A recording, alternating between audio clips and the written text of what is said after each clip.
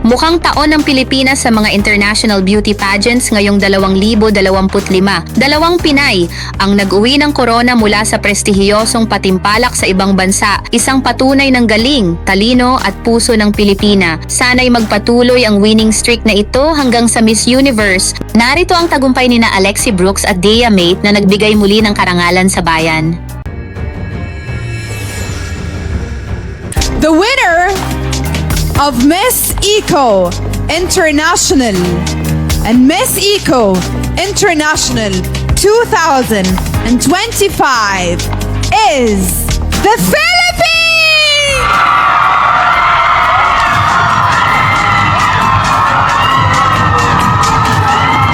Si Alexi Brooks ay kinuronahang Miss Eco International 2025 sa ginanap na Coronation Night noong Abril 19 sa Hilton sa Alexandria, Egypt, kaya siya ang ikatlong Filipina na nagwagi ng naturang titulo. Namayagpag ang ilonggang kagandahan sa buong kompetisyon, nagwagi siya ng Best in National Costume sa pamamagitan ng kanyang mangayon, nakasuotan na hango sa nanganganib ng uri ng Philippine Eagle, naging first runner-up sa talent competition kung saan siya ay umawit at pumasok din sa eco-wear at resort wear rounds. Sa huling bahagi ng Q&A, nagbigay si Alexi ng taos-pusong mensahe tungkol sa climate change, nananawagan ng pagkakaisa at pagkilos upang mapangalagaan ang kalikasan. Ang kanyang tagumpay na inanunsyo noong Linggo ng Pagkabuhay ay nagdulot ng labis na tuwa at karangalan sa mga Pilipino sa buong mundo.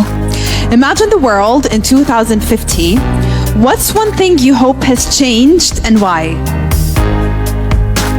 You know, if you want me to be realistic, climate change is impacting our world right now. And the only thing that we can do is to act towards it.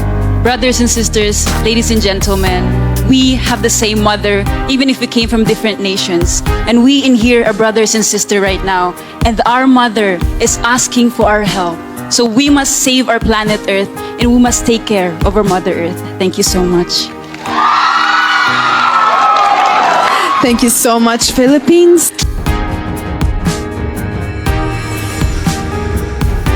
Si Dea Mate ay kinoronahang Reyna Hispano-Americana 2025 sa ginanap na Coronation Night noong February 10 sa Bolivia at siya na ang pangalawang Filipina na nag-uwi ng titulo matapos si Winwin Marquez noong 2017. Nagwagi rin si Dea ng Best in National Costume para sa kanyang kasuotang idinisenyo ni Ehran Montoya na inspirasyon mula sa mga Baroque churches of the Philippines. Tubong Cavite, si Dea ay 22 taong gulang at isang singer, songwriter at music producer na nasa ilalim ng Island Records Philippines. Kilala siya sa paggamit ng musika bilang therapy at sa kanyang advokasya para sa mental health awareness at pagpigil sa karahasan laban sa kababaihan at mga bata. Kahit tinanggap siya sa mga prestihiyosong universidad sa ibang bansa, pinili ni Dea na manatili sa Pilipinas upang ituon ang kanyang sarili sa musika, kung saan patuloy siyang lumalago bilang artist at influencer.